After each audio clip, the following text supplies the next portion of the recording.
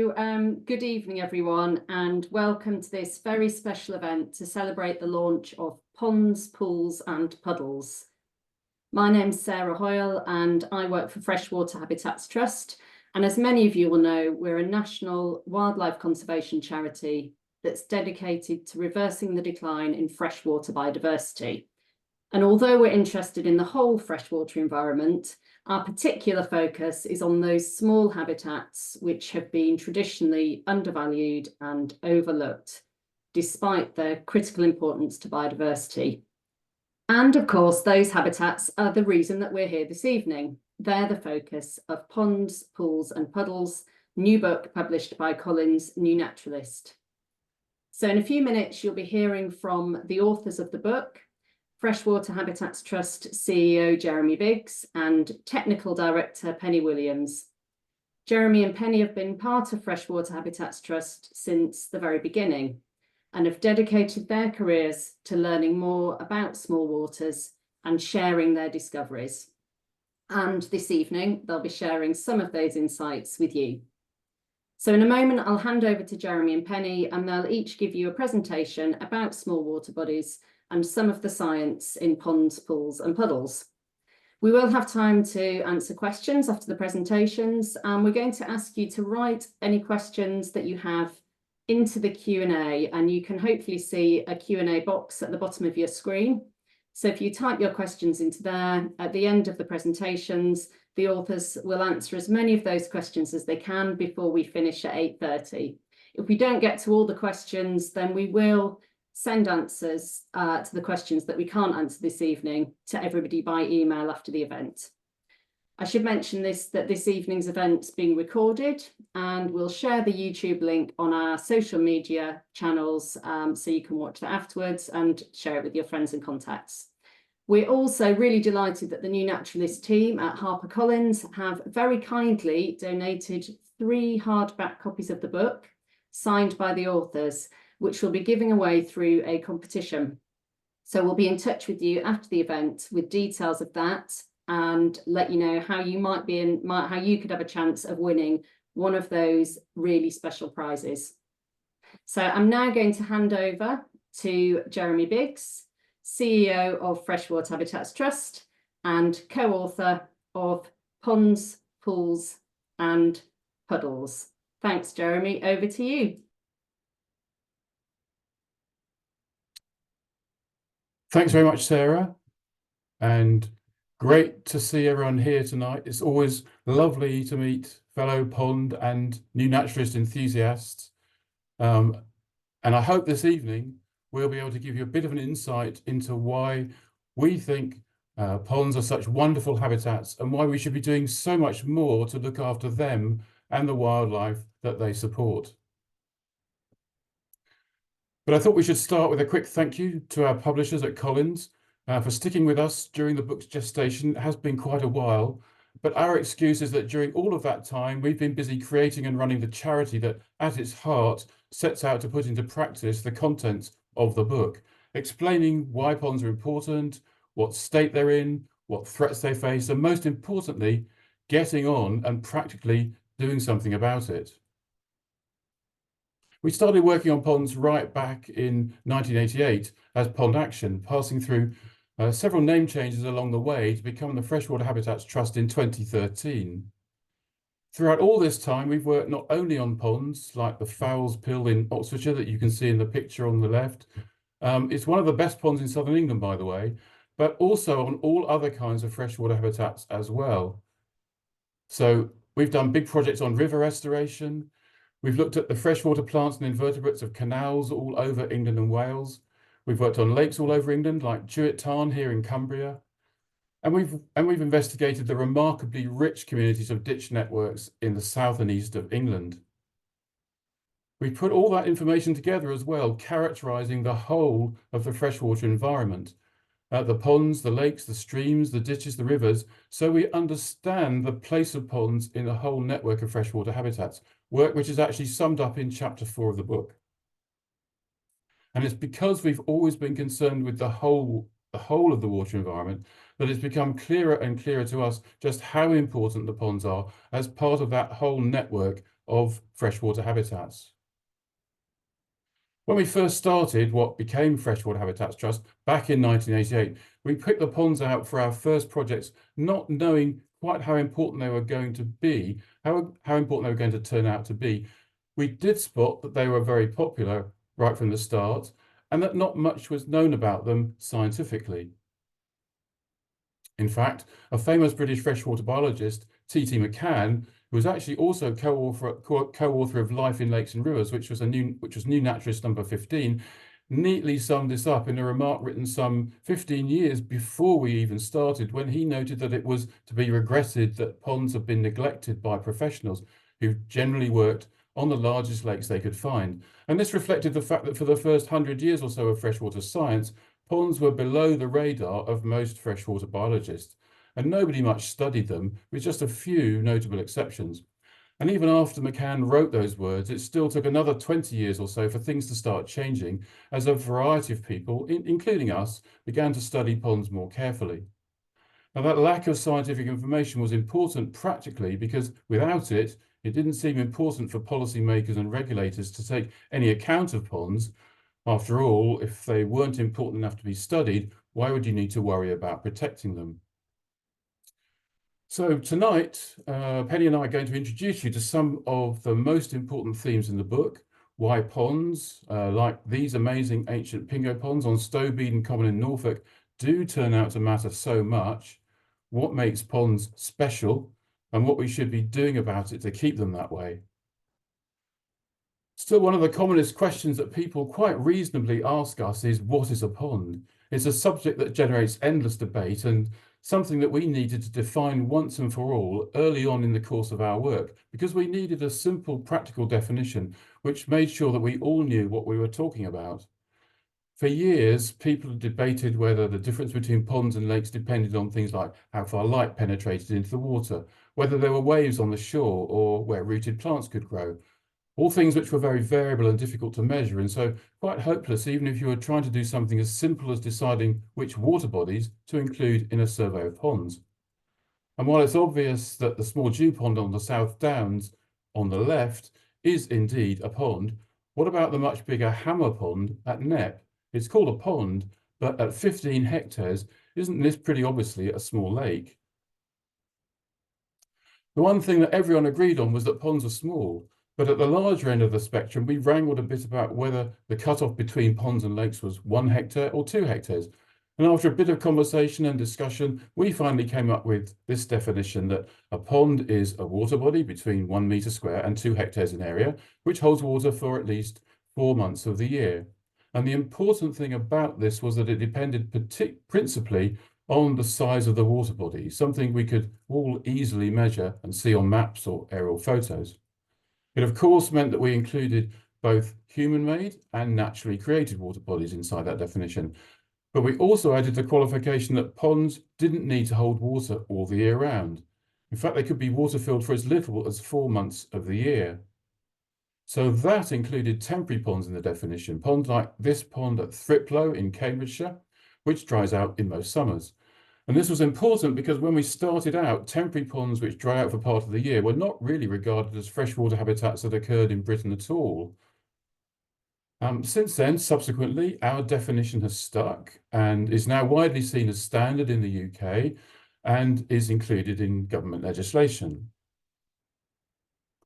So that definition includes water bodies like this naturally created pond in the Cairngorm Mountains near Abernethy in Scotland, this dune slack pool at Lindisfarne on the Northumberland coast, again formed naturally, this time by groundwater that fills depressions between the dunes, and this naturally created cut-off channel of the River Thames at Runnymede in Surrey. It includes human-made ponds like this field pond created for watering livestock in an Oxfordshire meadow. This quarry pool in the Lake District, left behind as a result of slate quarrying and now home to medicinal leeches. And this marl pit pond in Cheshire, one of many thousands of ponds that are a byproduct of the practice of digging out calcium-rich clay, so-called marl, which was used as a fertilizer until the end of the 19th century. The definition includes tiny water bodies like this little puddle on a track in Lincolnshire, which most people would simply walk past, but not biologist John Bratton, who, tea strainer in hand, found a rare water flea that had never before been seen in the county. It includes these little pools on a green lane near Oxford, where Penny found one of our most endangered water plants, tassel stonewort. And this tiny trefoil pool in Kent, a common way that small garden pond-sized ponds still form naturally. In Britain, we have a lot of ponds, but we've also lost a lot over the last 150 years. As we can see from the marvellously detailed maps made at the end of the Victorian era by the Ordnance Survey, like this area here in Cheshire, and going back to these maps, we can see that there were probably more than 1 million ponds in Britain at that time. And counts that we've made with the Centre for Ecology and Hydrology in the 1990s and in the mid-2000s show that this has now dropped by about a half. So there are now around 500,000 or so ponds in the countryside in England, Wales and Scotland, with perhaps 2 or 3 million more usually very tiny ponds in gardens as well. So the good news is that pond loss has stopped. Ponds are now being made more quickly than they're filled in. But the bad news, on the other hand, is that even though pond loss has stopped, like all freshwaters, the majority of ponds remaining, sadly, are damaged by pollution, like this pond here on the edge of Epping Forest. And in fact, about 80% of ponds are significantly degraded by pollution. Of course, though, that still means that there are thousands of ponds out there in the countryside which have much cleaner water. And these are generally our richest and most varied ponds in the wildlife that they support. And luckily, one of the most important things about ponds, and one of the most important things we've discovered, and a very special feature of ponds, is that we can make new ponds like this pond on Otmoor in Oxfordshire, which was one of our earliest practical projects, which appear to be as good as those that existed 2,500 years ago before people started draining and polluting the landscape. And this is something we talk about quite a lot in the book. It's a very important part of what makes ponds so special, and Penny will tell you more about this in a few minutes. For us, the reason to study ponds has always been both because at their best they're both marvellous and beautiful, but also because the modern world is not kind to them. And we always set out with the aim of doing something about it, which incidentally, of course, was why we started Freshwater Habitats Trust, to make that practical difference. So what is it about ponds that makes them so special and so important? Well, at its heart, for us, what makes ponds special is the variety of life they support. Like this apparently rather uninspiring looking pond on Stainsmoor in Surrey, which looks a bit dull, but is in fact has the richest plant community of any pond in the country, and as many wetland plant species as lakes 100 times its size. And of course, although scientists often ignored ponds, amateur naturalists have long been attracted to them because of this variety of life. For example, this guidebook to ponds was published at the end of the 19th century, and there have been guidebooks like this since the early days of natural history. But it's only really since the mid-1990s that we've begun to understand just how rich ponds are compared to other freshwater habitats. It had long been assumed by scientists that because ponds were small, they couldn't really be all that important. As T.T. McCann said, biologists went to the biggest lakes they could find. And in fact, it took an American freshwater biologist, John Downing, to point out that this phenomenon of ignoring small things had been given a name by psychologists. It's called a saliency error. And he pointed out that we as freshwater biologists had this cognitive bias as well, where we assumed that something small couldn't be important simply because it was small. And a key part of our early work was the discovery that when you look across a whole landscape, ponds support more species of freshwater plants and animals collectively than other bigger freshwater habitats. So when we looked at the landscape on the Oxfordshire-Wiltshire border in the catchment of the River Cole, that's the area you can see in the picture here. And this is a map from chapter 1 in the book and shows the set of water bodies that we investigated. When we looked at this area, we found that ponds collectively supported most species, more than rivers or lakes, which did surprise a lot of freshwater biologists at the time, and ultimately helped to justify the recognition of ponds as priority habitats in legislation. And we've seen this pattern everywhere else that we've looked subsequently in Britain and across the rest of Europe where we've looked. And others have undertaken similar work in other parts of the world, finding that ponds are indeed incredibly rich and important for freshwater biodiversity at a landscape scale. And the reason ponds are so rich probably boils down to two things, two special features of ponds that are a result of them being small. And the first of these is that ponds are very varied from place to place. So ponds can be affected by very local influences. They can, like this pond in the New Forest, be tannin stained and shaded in a woodland rich in organic matter with silty bottoms. They can be gently trampled and grazed by livestock in open grass, and like these ponds in our water-friendly farming project in Leicestershire. They can reflect local variations in geology, and with acid ponds in small patches of sandy heathland, like here at Hothfield Common in Kent, in landscapes which are otherwise predominantly alkaline, as is the case in most of Kent. They can be full of plants or grazed down by waterfowl. This pond in Burnham Beeches National Nature Reserve has gradually developed these dense stands of bulrushes since we first surveyed the site in the 1990s. They can be seasonal or permanent or only dry out every 5 or 10 years. This is a seasonally dry pond in the New Forest. The point is, it's possible to find these very different types of ponds within a few hundred meters of each other, adding to landscape scale biodiversity. In contrast, streams and rivers, because of their flow, tend to have very similar chemistry as you move up or downstream. And although that rocky substrate looks and indeed is quite diverse, you find that other streams in the area will look pretty much the same, rather than showing the very local variation that we see between different ponds. And it's this heterogeneity of ponds, the way ponds can reflect small differences in the landscape, which running waters do to a much lesser extent, that is one of the main reasons why collectively ponds support more species at a landscape level. And the second reason why these little habitats are so rich in wildlife is that they have small catchments. That's the area that the water drains into them from. And that means they can be much more easily protected from pollution than rivers and streams and lakes, which are invariably more exposed to pollutants simply because they drain larger areas of land because they have bigger catchments.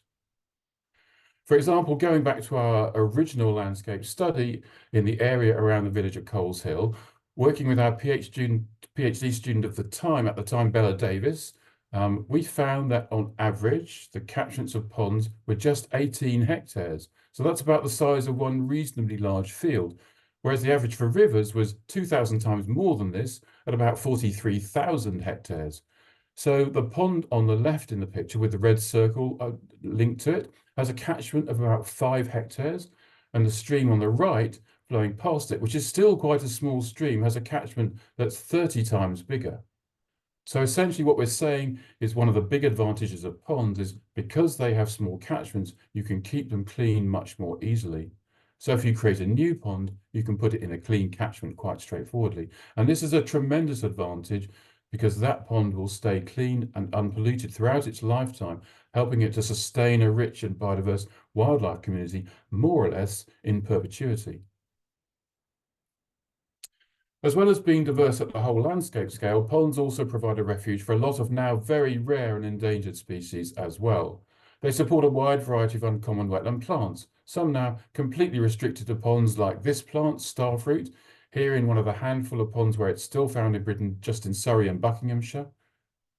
And because ponds are often a last refuge for clean water, they're often the last place where pollution-sensitive water plants can still be found, like this water violet. In Britain, they're the only place you can see special temporary pond crustaceans like the tadpole shrimp Triops cancriformis and the fairy shrimp Chirocephalus diaphanous. And these are two of our rarest and for me at least, I love these creatures, two of our most exciting freshwater animals.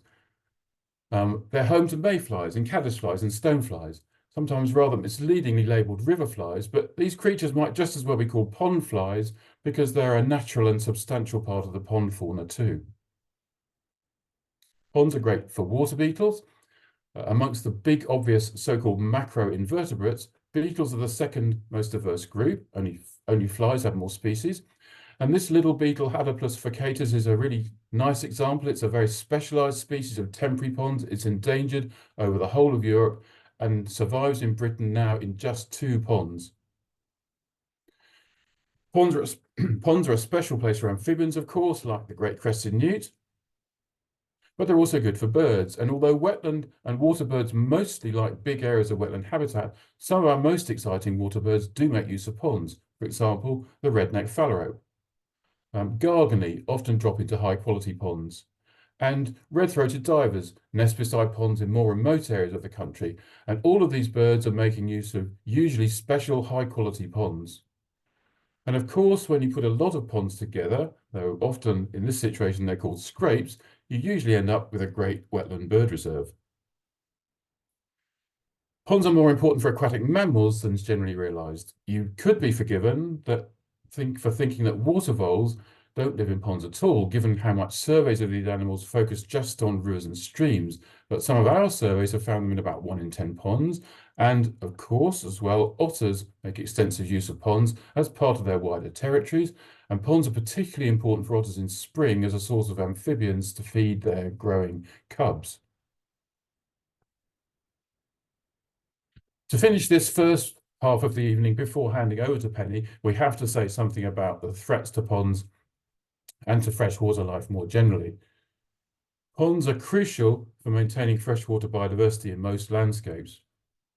Of course, we need to look at protecting all fresh waters, but everywhere we've looked in Britain, uplands and lowlands, a linchpin of freshwater biodiversity is the small water bodies, the ponds.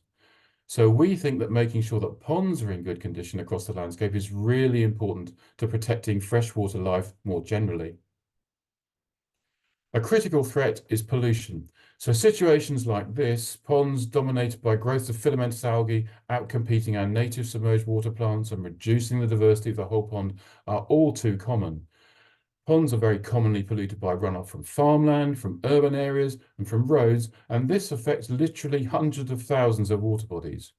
And in this case, which is a pond on the floodplain of the River Cherwell near Oxford, additionally by polluted floodwater from the river itself.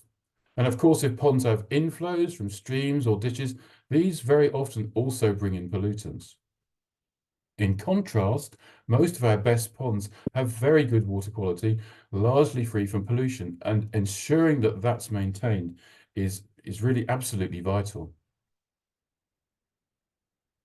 Management is an issue as well. Pond management is enormously helpful to maintain a variety of pond types across the countryside, as Penny will talk about in a few minutes. But sometimes we need to be cautious, and that's particularly true of ponds on high-quality sites like nature reserves, where you really need to know what you're doing. This pond on Otmore SSSI in Oxfordshire was dredged out by a tenant farmer in a drought year, and we followed it in subsequent years to see what happened. And although some of the species that were lost as a result of the dredging did come back, we completely lost water violet, a sensitive and very uncommon water plant in that area. And the disturbance also allowed the invasive alien species Canadian pondweed to colonize. And that brings me finally to a very special thing about ponds, a superpower that they have. By creating new ponds in places where their catchments are protected from pollution, we can use ponds to revitalize the water environment, putting back clean water into the landscape. Adding clean water to landscapes is really only something you can do with ponds. You can't make a new clean river or clean stream. You can only clean them up. And to get a river to really high quality, supporting the best communities, is almost impossible in our modern landscapes. It's something that's really only practical with small streams at the top of catchments, perhaps. But ponds are completely different. It's easy to make new clean ponds practically anywhere, which right from the start have all the conditions to bring back rich and vibrant freshwater communities in unpolluted, virtually pristine water bodies. So here's just one example, work we're doing right at the moment with our sister organisation, the Newt Conservation Partnership, at Mays Common in Buckinghamshire, where we're making a complex of 11 new clean water ponds right now. They look a bit battered while they're being made, but will have catchments of unfertilised grassland, providing a constant source of clean and unpolluted water for the future as soon as that construction is finished. And in a few years' time, they'll have turned into something like this with rich and diverse wildlife assemblages. And it's ponds like these which are one of the very best additions we can make to the landscape, particularly at a time of climate change when we need to protect freshwater wildlife, particularly by helping species to spread out and move across the landscape, which they can only do if there's good enough quality habitat for them. So that's it for the first of these two talks. I've started by giving a broad introduction to the ponds and their place in the landscape. Now I'm going to hand over to Penny, who's going to look at ponds from a different angle, particularly thinking about their ancient past and how that can influence the way we create and manage them today. So over to you, Penny, now, and I'll stop sharing. Okay, thanks, Jeremy. Bear with me a little while, guys, while I just share my screen. Okay, so yeah, as Jeremy said, in this second talk, I'm going to be taking a slightly different tack and essentially bookending the book. So I'm going to be talking about the things that we talked about in one of the first chapters, looking at ponds as an ancient natural habitat, and then trying to link through to the end of the book and talking about how this information feeds into their conservation and management.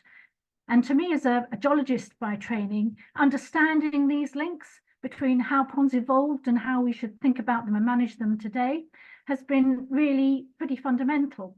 And I think it's fair to say that apart from an article in British Wildlife, which we wrote in 1994, the New Naturalist is pretty much the first place that we've actually been able to get some of this stuff onto paper.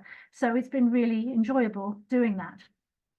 And so taking this perspective, I'm going to be talking about 5 main things. We're starting to talk about naturalness, about pond succession, pond stages, about seasonal ponds, grazing, trees and shade, and how they all interlink. So let's start with naturalness then.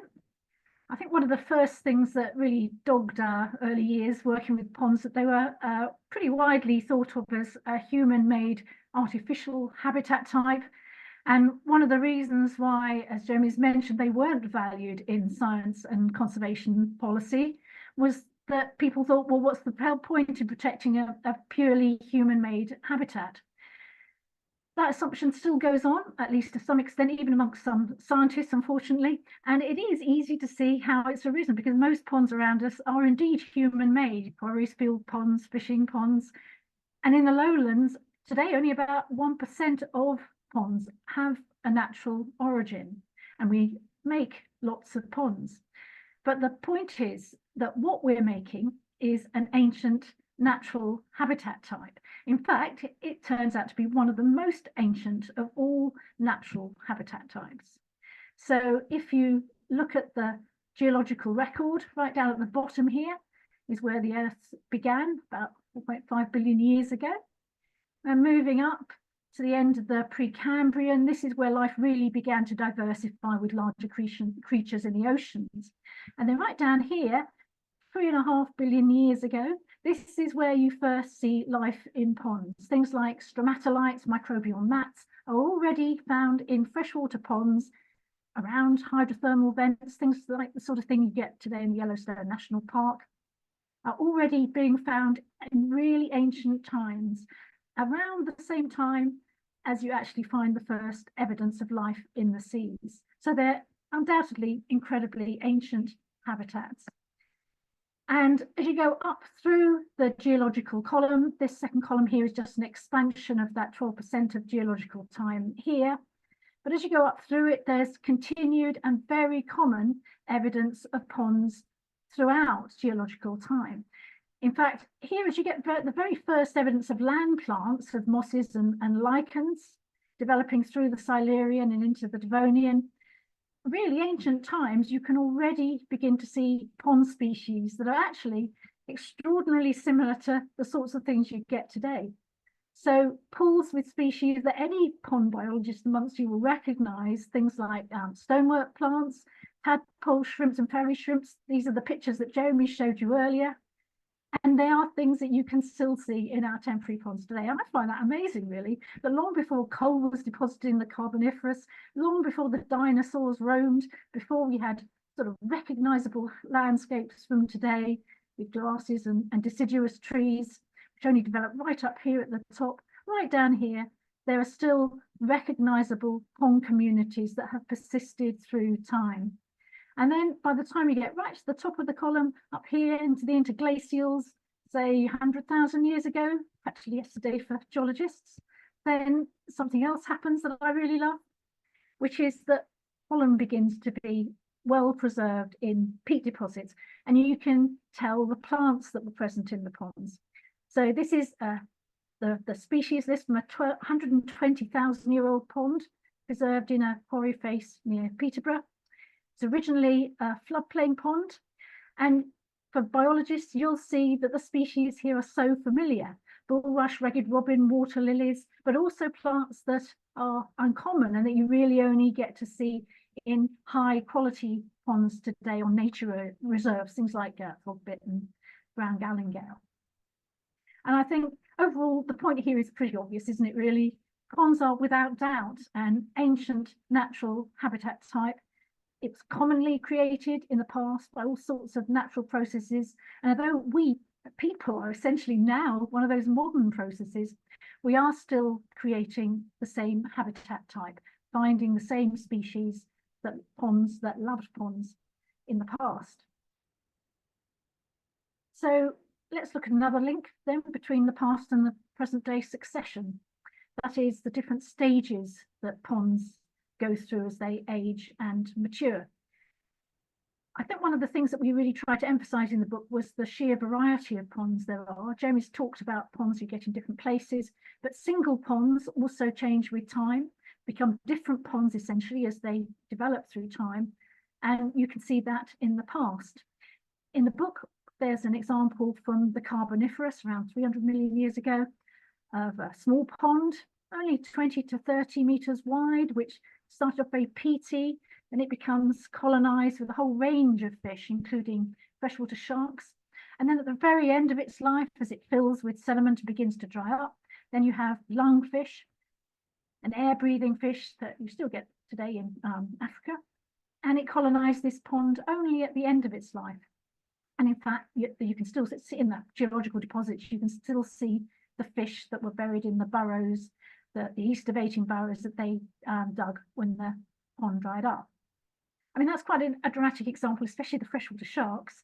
But the point is that ponds have many different natural stages, from new to when they fill up and become shallow and seasonal.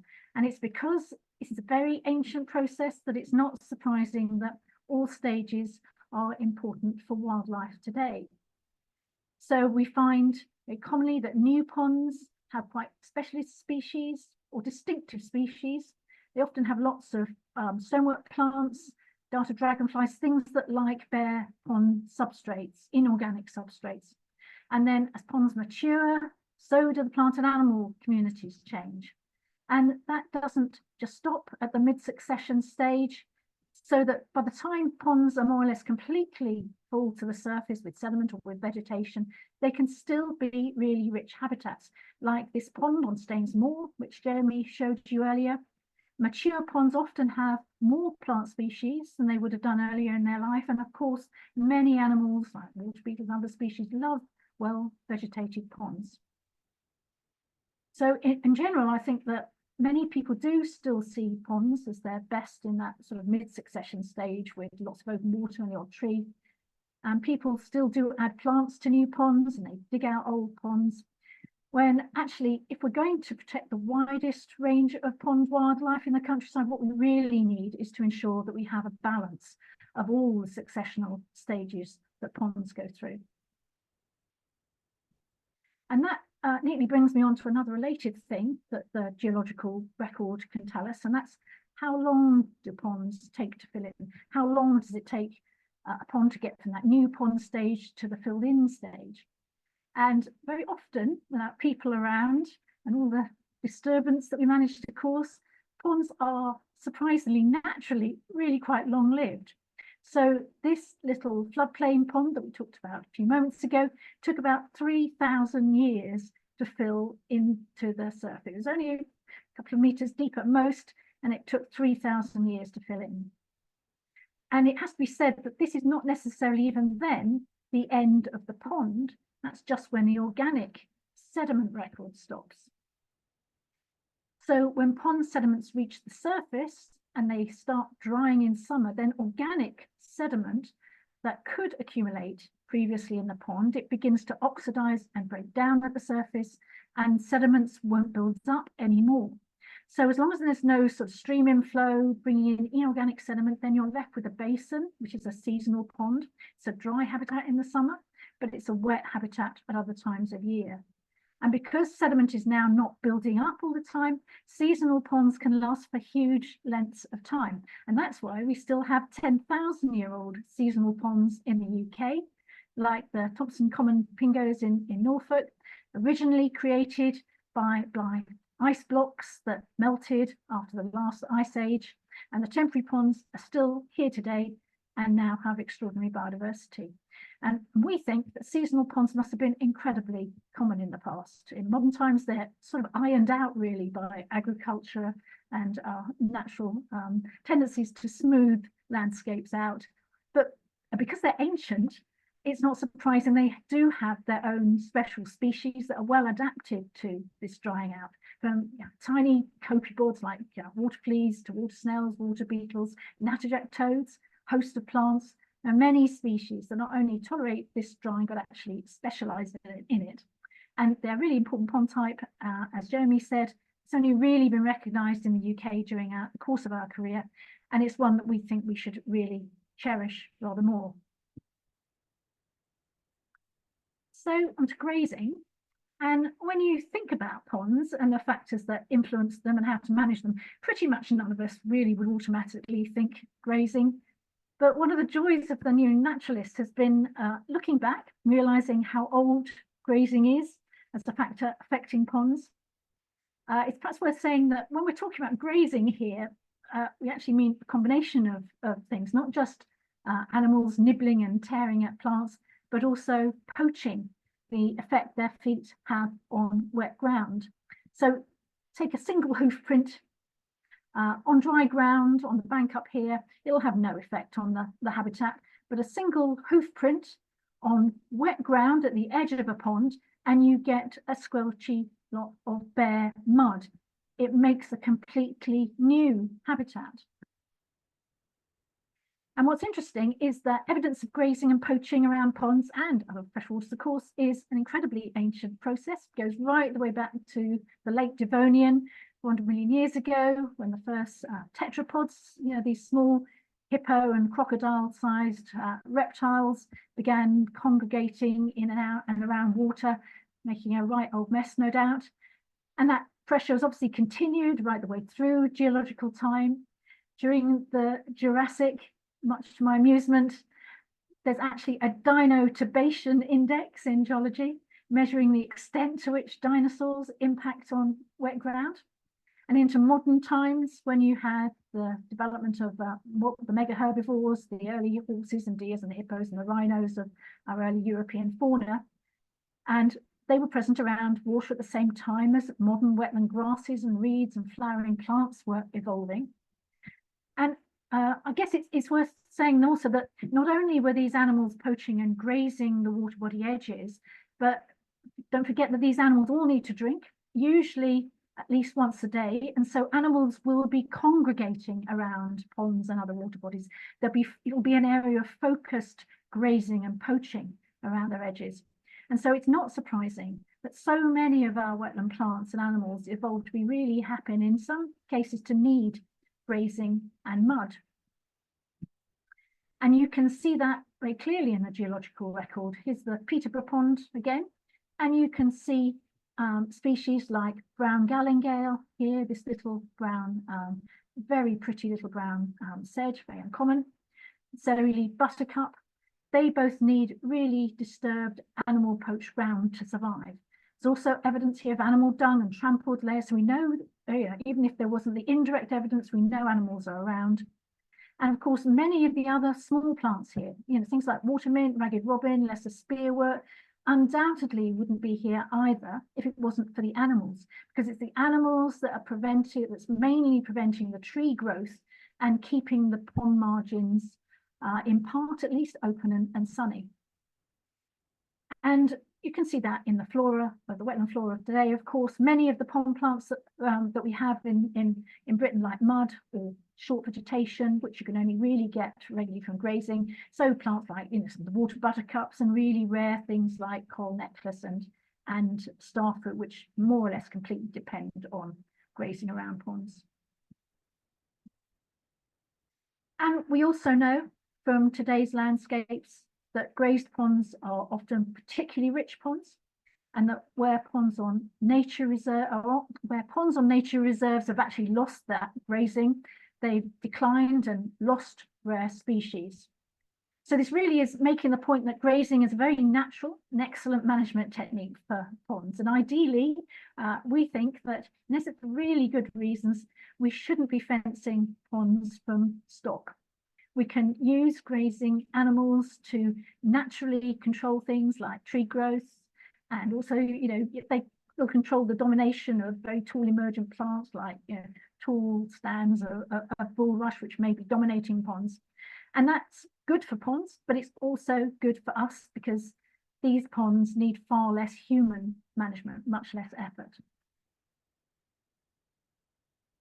And finally, trees and shade. People often worry about having too many trees and too much shade around ponds. But of course, again, we know that trees have been around ponds for huge lengths of time. In fact, onwards from the Carboniferous period, the Carboniferous forests about 1 million years ago, with the huge trees that eventually made up the coal measures, and upwards to the present day. And so again, of course, with this long history, it's not surprising that trees have really important associations with all freshwater habitats, in fact. And that's whether it's the decaying logs in the water where dragonflies lay their eggs, or the drop leaves that caddisflies make their cases out of. And of course, trees also have major effects on ponds by controlling light and levels of shade. So again, at landscape level, it is really important that we have a balance and a range, from ponds that are totally shaded to ponds that are totally open, and everything in between. And I'm actually quite interested in the everything in between, really, because what fascinates me most these days about shade is the subtleties. So, for example, I'm increasingly realizing that dappled shade at the edge of tree canopies is a place that creates critical gaps in vegetation. So if there's a lot of light going into a pond and no grazing, you'll get thick, tall vegetation growing around ponds. But in dappled shade, you begin to get gaps in that vegetation. And that's where I'm seeing new species colonizing new ponds in particular. And when ponds get scorched to death in drought years, then dappled shades where you're getting plants hanging on. And I've increasingly begun to realize it's also where you seem to find a surprising number of rare species in ponds. If you've got a rare species in a pond, odds on it's going to be in a place where it's under semi-shade, or at the interface between the light and the shade.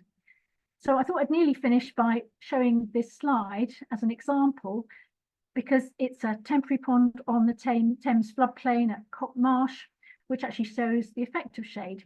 It's the home of brown gallingale, that little rare sedge that we saw in the 120,000-year-old Peterborough floodplain pond. It's a species that's now present in just a handful of sites in the UK, in very small numbers, no more than 10 or 12 in any of them. And this, in contrast, is by far the best site. Brown gallingale is only surviving here because of the cattle grazing. It's not really very competitive, needs bare ground, and you can see here the effects of cattle poaching around. That's me, by the way, dutifully recording. So brown gallingale is pretty sporadic around the edge here. But the interesting thing is that the reason this is such an important site, and why there are actually thousands of brown gallingale plants here, and that's because of the overhanging willow at the back. because by far the majority of plants, thousands of them, are growing in a really narrow band, about 1 or 2 meters wide, following the outer edge of that canopy. And what's happening is that grazing and poaching alone doesn't create enough bare ground for this rare species here. You also need the added influence of that dappled shade to create the perfect conditions. So to begin to conclude, I think that by looking at ponds in the past and thinking about how that translates to the modern day, I think we've learned quite a lot about ponds, about why we should value them as ancient natural habitats, how we can manage them to maximize their huge biodiversity value. And at FHT, we now use that information pretty much on a daily basis, I guess. When we design new sites, we always try to create clusters of ponds of different depths and permanences. We think about shade. We try to ensure grazing wherever we can. And actually now we're beginning to use our knowledge of grazing and how stock graze the edges of ponds to actually design in features like pinch points, for example, that concentrate grazing and poaching in areas that other areas where that grazing pressure is more dispersed, to try and create within habitat heterogeneity. And it's all of these things really that will help to maximize biodiversity at pond scale. So to sum up, I think that in Freshwater Habitats Trust, we really do think that ponds are a superpower. Jeremy's talked about their value at landscape scale, the enormous power that adding new ponds has to bring clean freshwater habitats to landscapes at a time of real threat to biodiversity. Looking at the past, as I've been doing, I think puts a sort of added spin on that really. When we're making new ponds, we know now that we're supporting an incredibly ancient process, which has happened billions of billions of times in the past. And we can also see the ancient natural processes that are acting on ponds, the important processes. And so why we need new ponds and old ponds and well-vegetated ponds and temporary ponds and open ponds and shaded ponds of all sorts. And we need all of them in the landscape to best support freshwater wildlife. Okay, so I'm going to leave it there before we run out of time. I hope that between us both, Jeremy and I, have given you at least a flavour of ponds, pools and puddles.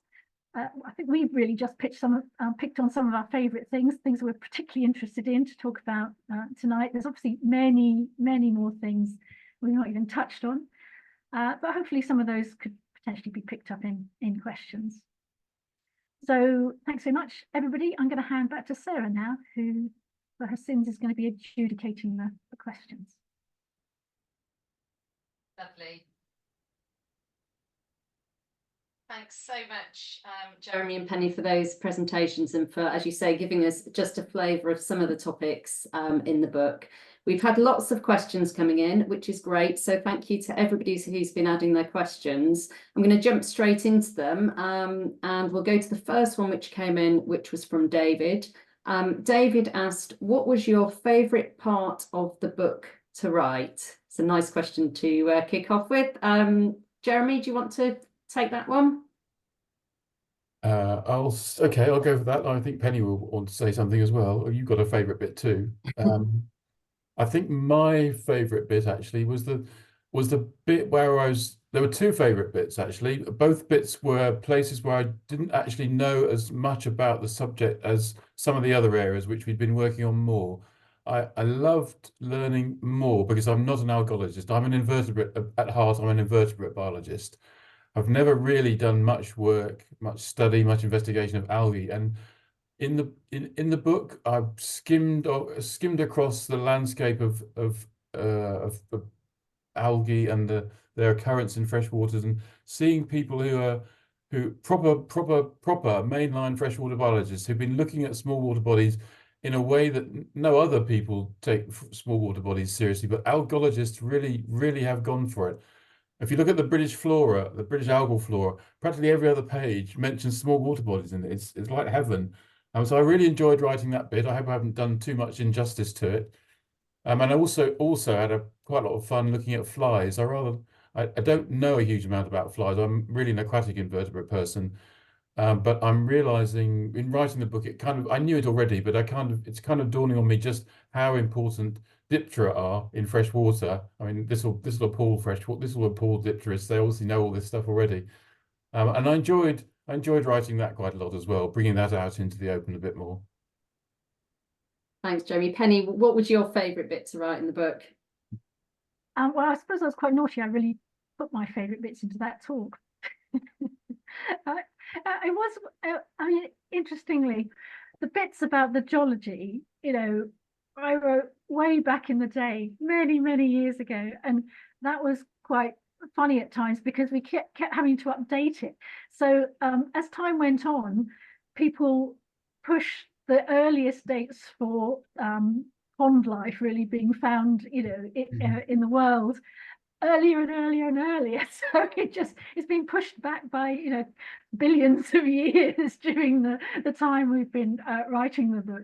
And also in that time, the whole new sort of discipline came up when people began to rethink Darwin's warm little pond as the origin of life. There really is now a significant body of scientific pressure, I suppose, thinking that life may well have begun in ponds. The ocean, I know everybody thinks it's the ocean, but actually there are processes that occur that you need to develop life, like sort of shifting in between oxygen and between wet and dry that you just can't get in the ocean. The oceans also didn't have enough phosphorus really either. So there's a, I suppose probably quite ugly debate actually going on about the origin. But yeah, ponds suddenly came into the picture there. And I guess the other thing was that right at the very end, close to us finishing the book and it being published, well, it's actually a year until it got published, but close to us, Collins finally saying, no, you can't write anymore, can't update it anymore.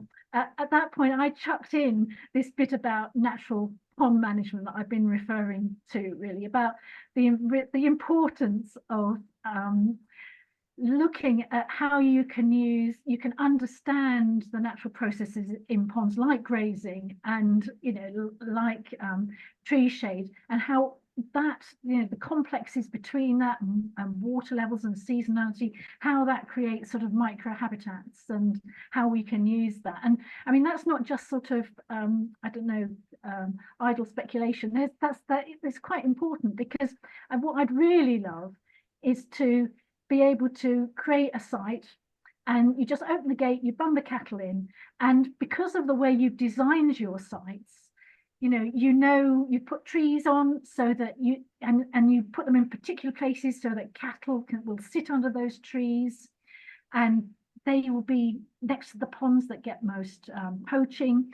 You put pinch points in, sort of narrow bits between ponds to focus that grazing and poaching. And there are other areas like steep banks, where you just don't get the variety. And it's really my dream, to understand enough about how to design new sites where we essentially, you put some cows on, you don't have to do anything anymore, and you come back 100 years later and the ponds are still thriving. Wonderful. Thank you. So the next question is from Jane, and Jane asks, is there enough legislation to protect ponds? Do I do that one first, or do you want to? No, take it away. The short answer to that question, Jane, is no, not nearly enough. There are increasingly patches of legislation which are helping a bit. There are kind of two big divisions in legislation in nature management and water management in the UK. There's what you might call water law, and there's conservation law. And the conservation law is a bit better for ponds, actually. I mean, we have things like the laws originated in the Habitats Directive, which help with things like crested newts. So that's quite helpful. We have the priority habitat rules, which are quite helpful for ponds, because we do actually have, that was really the first bit of habitat related legislation that really helped for ponds. But on the other hand, the water management rules don't help very much at all, and have been a bit of a a bit of a letdown over the last 20 years. And a lot of that has come out of the Water Framework Directive. And the Water Framework Directive, unfortunately, has a massive get-out clause for all sorts of small water bodies. Every pond practically, and most lakes are actually effectively cut out of the Water Framework Directive by a 50-hectare size cutoff. So that excludes a lot of lakes as well as all the ponds. So there's a good deal more to do in that sense. But on the positive side, in the new Environment Act, the word pond is now seen alongside the word river and lake and stream. So that's a pretty big change. That's pretty encouraging. But we aren't there yet. I mean, we don't have the same kind of protections that are kind of taken for granted for the running water network. And 25 years ago, maybe that was acceptable, but probably it's not really very sensible anymore, because it's like we're missing out half the water environment. I guess I could just add to that, Jeremy, with a sort of anecdote, I suppose, really, which is the fact that ponds aren't monitored means that I think we don't really understand. We've got no evidence of what's really happening in the countryside. So I've been in Leicestershire. Every year I go, and over a 30-kilometre square area, I monitor about 300 water bodies, rivers and streams, ditches and ponds. And that's quite a big area and quite a long record. And during that time, you can see that from this area, we're losing about between 0.5% and 1% of all the wetland plant species per year from that area. And you just do not, because we're not monitoring at a landscape level, we're just not picking that sort of change up. And because of that, if nobody knows that change is happening, if nobody knows that the freshwater biodiversity in the landscape is going downhill to such a great extent, then nobody does anything about it. So I think that's really the implications, isn't it, of the fact that there's no monitoring of small water bodies, or indeed, just no monitoring of it's focused on habitat specific, it's rivers or lakes. It's not done at a landscape level, which I think would really help to, well, it would help to show change and also show the importance of ponds. Great, thank you both. So the next question is from an anonymous attendee who asks, who says, I have no frogs or newts in my pond so far this year. Any idea why? No. Either of you got any thoughts on that one? We could probably endlessly speculate for the next half hour, I think. Well, I suppose the anonymous has got a pond. Did they say they had a pond? That was the first. Yes. So no frogs or pond, newts in my pond, it says. Yeah. So I think this is probably a garden pond. Yeah. Maybe, yeah, of course.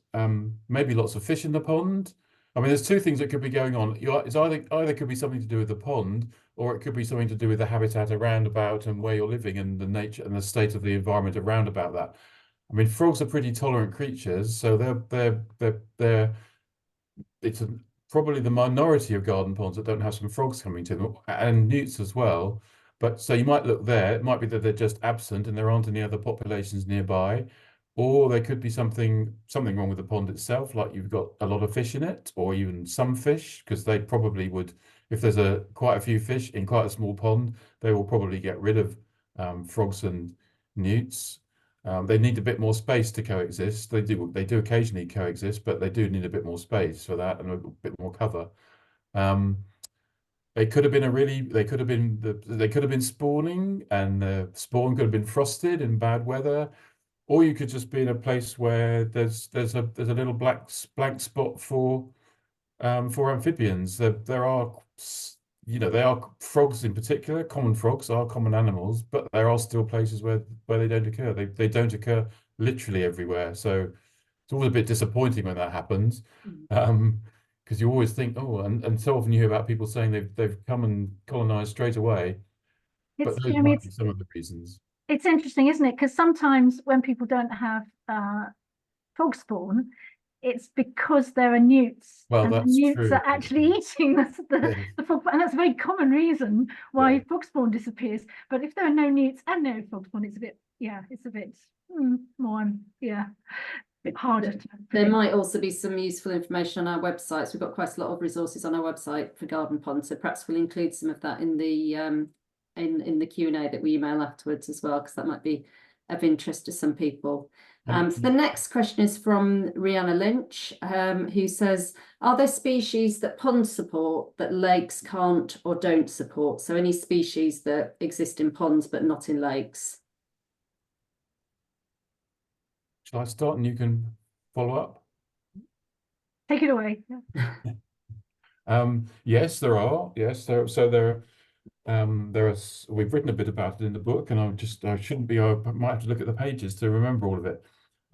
So lakes are good, especially where they're cold. They can be important places for some of the cold adapted fish, more in the north of Britain than in the south. Although most of the common, straightforward kind of coarse fish will live in big ponds as well as in lakes. But the cold water species, they really do need bigger lakes and cold places. There are some wetland plants, not very many actually. There's a very big overlap between the wetland plants that you can see and aquatic plants that you can see in ponds and lakes. I'm just trying to think of some special things that are, again, deep water things. There's one of the charophytes. I'm trying to think of its name off the top of my head. I'm going to struggle to do that. But there's a charophyte that's particularly associated with big lakes that you wouldn't see much. I don't think you see at all in ponds. So there's a few of those. What else is there? I mean, there is a huge overlap between them, but things that are a bit bigger, so some bigger birds, some of the birds are more likely to use big lakes than small ponds, water birds, that is, I mean. Amongst the invertebrates, not such a lot of difference, I would say. Amphibians doesn't make much odds. Help me out here, Penny. You've got any other Well, great suggestions? I suppose I was going to say that I suppose one of the things about ponds is they're much more common than lakes generally. So in any landscape, you are probably more likely to find things in ponds than you are in lakes. I thought the question was the other way around, really. Are there things What's in in ponds? lakes? Are there things in ponds that there aren't in lakes? And yeah, I mean, well, I suppose if you went back to, 120,000 years ago, probably it wouldn't make much difference.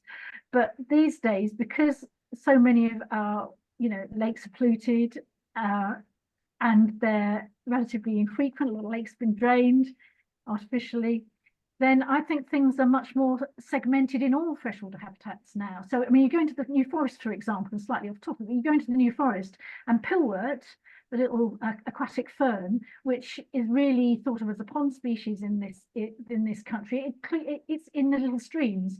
I think naturally there's a huge overlap. But these days, there are definitely species that you only really find in ponds, like the Cyprifuscus, the brown gallingale. I showed starfruit, coral necklace, really found in little water bodies. Tassel stonewort these days only really found. Well, it's only really found in pools, but there are older records from from ditches, and likewise.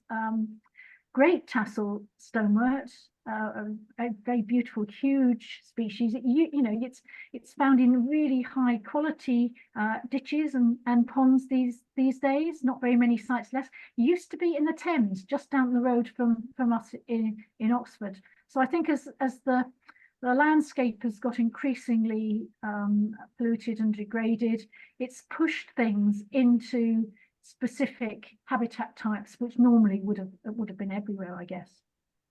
Yes, you're right, Penny. I'm just looking at the question. It was the wrong way around. So Yeah. I guess actually a lot of the amphibians are going to be much more, or the newts and stuff. Crested newts never going to be in lakes, and always in ponds, or virtually always in ponds. And all the temporary pond species. All the temporary pond species, yes, lakes. absolutely, yeah. And a lot of the inverts as well. Be a lot of beetles that are more likely in smaller waters than bigger ones. So there's quite a lot that are going to be in the ponds rather than in the lakes. Yes. I was Great, trying to be thank positive about lakes actually, because they Thanks, both. We've had a few questions, unsurprisingly, about climate change, and the next one here is from Brian Matthews.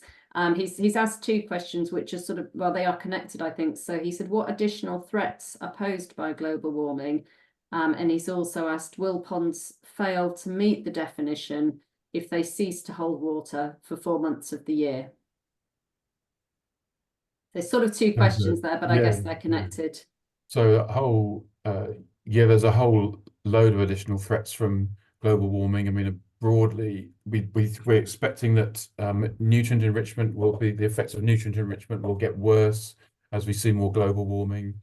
There'll be a lot of unpredictable changes, I think. We were writing something about this just the other day, I seem to remember.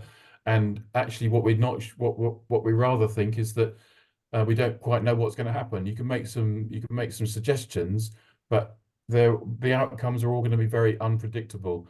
I mean, things are going to go on spreading. So is that a threat? I mean, that's a hard thing to judge. There's lots of things already.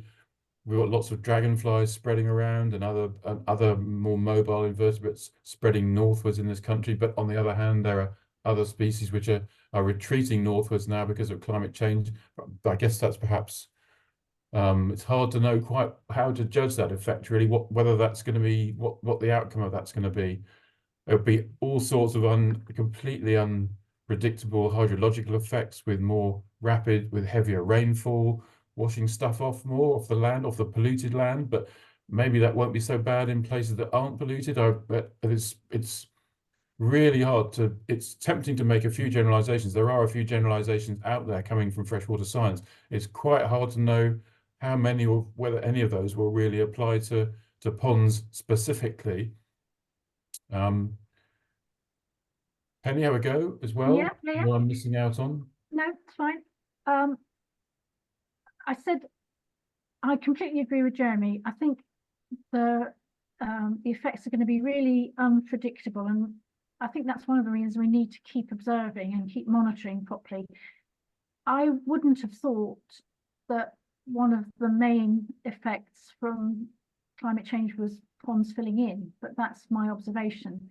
So in the water-friendly farming survey I told you about a minute ago, where I've been surveying the same countryside for 15 years every year now, the big change that I've seen in ponds is that when water levels go down very heavily in summer, in a very drought summer, then emergent plants creep far into the pond really quickly. So a pond that might have been sort of quite a lot of open water, quite sort of stable, suddenly you've got bulrush or other wetland plants invading, pushing really heavily into the pond and forming floating rafts and beginning to fill it in really quickly.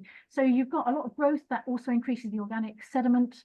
And so I've seen ponds go from open water to almost completely dominated by tall emergence, in maybe 10 years. And that's definitely happened in the dry summer.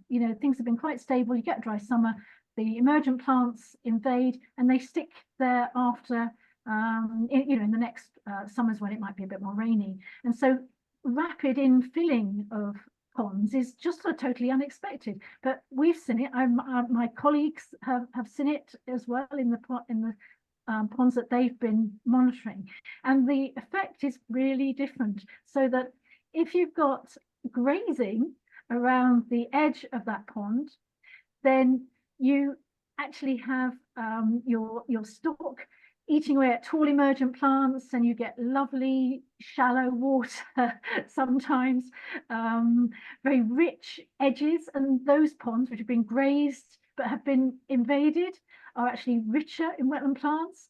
But the ones that have got no grazing have actually degraded. Their plant richness has pretty much gone down the pan. Actually, in some places, they're just dominated now either by bulrush or by aquatic grasses like sweetgrass, for example. So it's not only unexpected, but it had the effect. Completely depends on, in this case, whether there's grazing or not. And I think the other thing that it's perhaps worth saying is that one thing that we know now that we didn't know maybe 20 years ago is how how many extinctions there are naturally in the environment, so that, you know, a pond, you know, it would naturally lose, you know, maybe 10% of its species just through sort of, I mean, natural wastage that springs to mind, but it will just naturally, things go extinct. And I think that what I expect to happen is that because of the such rapid changes that you're finding in ponds, you know, they're completely scorched one year, they're completely full the next, and, you know, and over, you know, water's going everywhere. And I think we're going to be seeing greater extinction rates in ponds, and that's bad news, because if there's not nice, you know, at the moment, if you've got an extinction at a pond, that pond's fine if there's something nearby to recolonize the pond. And actually, people didn't realize how much extinction there was, because people saw maybe a buttercup, you know, it was there in year 1 and there in year 5. They didn't notice that buttercup had actually gone extinct in year 4, and something else, another buttercup had come back in year 5. And really, what happens with ponds, and what the risk is with ponds, is if the pond is maybe high quality and something goes extinct and there's nothing else in the surrounds, no other sources of that species, then essentially that species is gone from that pond and probably the landscape. And so I think probably one of the things about climate change is we are going to see greater risks of local extinction. And I think that's going to particularly affect high quality ponds, because there isn't the source around to recolonize. And I think inevitably that when the effects will be unpredictable, but I think shallow temporary ponds must naturally be at risk. Some of them one might naturally think that some will completely dry up, and something will need to be done to stop that happening completely, depending on how rapid the changes are. But again, those changes are going to be really complicated, and even the hydrology of other systems will change a lot. It's mind-boggling. It's not going to be. I would think on balance probably bad, wouldn't you? One assumes it must be, yes. But there are lovely seasonal habitats in the hotter parts of continental Europe, which you know, we'd kill to have over here. So I don't know. I guess, yeah. Okay, thank you. There's been quite a few questions popping up while Penny was talking about grazing. So there's one here from Dave Wardle. Penny explains the importance of grazing. Is it possible to understand when grazing becomes overgrazing, or will nature just find ways to be successful? A couple of other people's asked about whether manure wouldn't be an issue as well. So there's a couple of other questions around grazing there. Penny, those are for you, I think. Yeah. So the surveys say that when poaching, on average, if you get so much poaching and grazing that essentially you've just got a bare muddy mass, that's when species richness does suffer. On the other hand, you know, ponds can recover really well year to year, and so we've certainly seen ponds that look like a complete, you know, sort of muddy mess one year. Perhaps water levels have been a bit higher, the, you know, stock levels have been a bit high. The next year those have been fine. And I've also seen clean water ponds with huge amounts of grazing pressure, huge amounts of muddiness, and they've also got really quite uncommon species sometimes. So I think if you've got poaching that continually is creating just muddy edges, yes, I think that's the time perhaps to put in fencing or temporary fencing. But if it's just happening in 1 year or during part of a year, you know, then it's not really a problem. And it's that heterogeneity, that variation between ponds, that you know, that is the important thing. And certainly, you know, poached ponds are quite different from, you know, heavily grazed ponds are different from lightly grazed ponds. So yep, there are things you can do. Of course, you can put fencing around pond that's gated, so that you can let stock in for, you know, part of the year. There's also, you know, you can offset your fencing as well.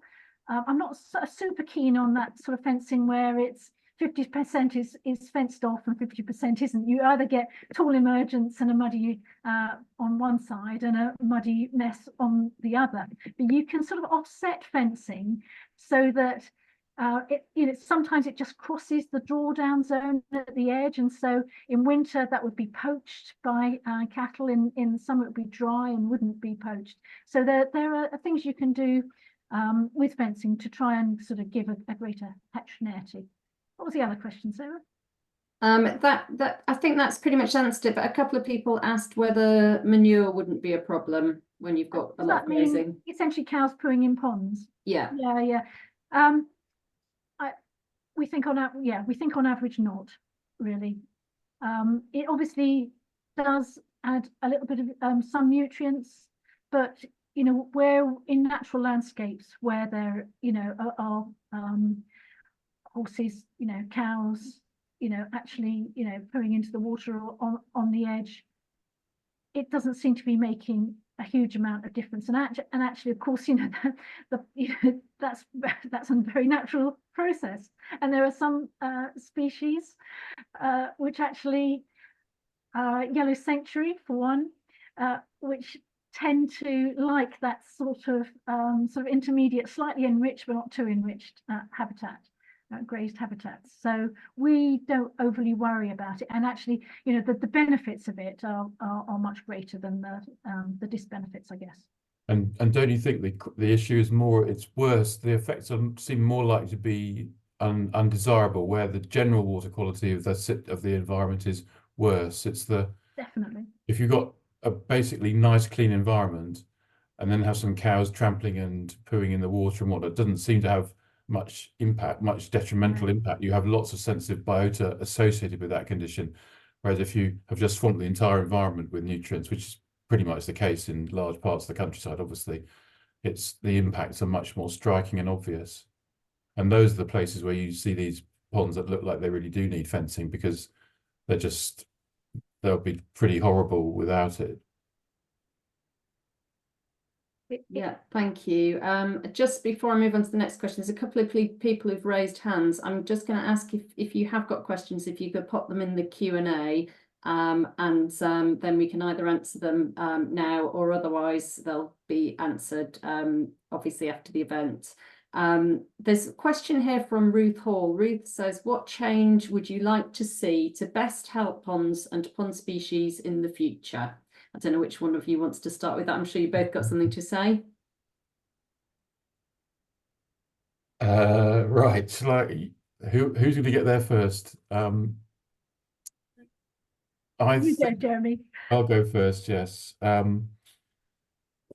think recognition, a really good monitoring program for ponds, which is partly on track in England, partly started in England. And then the follow-up resources to make a difference for something actually to happen in the light of that information. So prioritization of the management and creation of ponds, particularly I think creation of large networks of new ponds, through I guess multiple financing sources, because there's never any single source that's the right answer for that. And some slight changes in the way the outcomes are measured. So an outcome measurement where you actually measure the amount of clean water in the landscape, whatever water body type it's in, would be an enormous driver for work on the conservation of ponds, because it would instantly stimulate people to make use of the fact that they could go out there and make lots of clean water by making ponds. They could pretty much guarantee it, whereas lots of the other things they're doing are rather for all sorts of fresh waters are much less effective and deliver much less quickly, if they deliver at all. So probably something like that. Penny. Well, I don't think I'm going to say very much different to Jeremy, really. I mean, I'd love to see big funding for major pond creation, clean pond creation projects, you know, across the countryside. I'd love to see more ponds made in high quality landscapes and triple size, for example, where we know they're clean, going to be clean, and we hope they're going to be clean. Not necessarily if they're going to be on the edge of triple size, but that would be really lovely. It would be so nice to see the superpower of ponds really being used more widely to help protect freshwater biodiversity, because I really do think